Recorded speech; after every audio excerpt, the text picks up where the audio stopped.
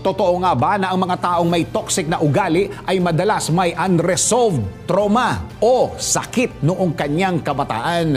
Patunayan natin yan sa report na ito. Ang mga toxic na ugali tulad ng pagiging manipulative, kontrolado o mapanakit ay kadalasang hindi basta-basta nabubuo. Ngunit totoo nga ba na ito ay dahil sa unresolved trauma? Tara, let's prove it! Bago maniwala sa mga claim-claim na yan, patunayan na yan sa Let's Prove It!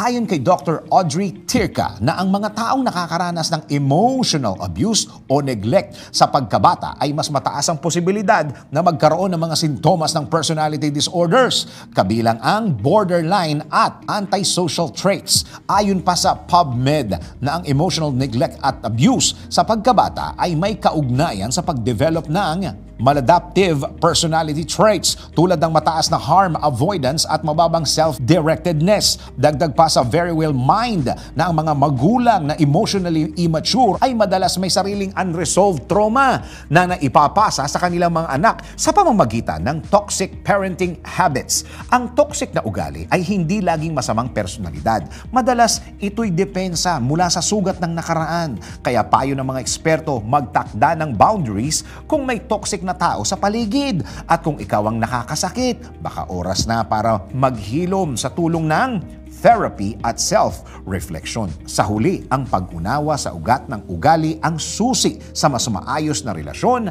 at pakikitungo sa sarili.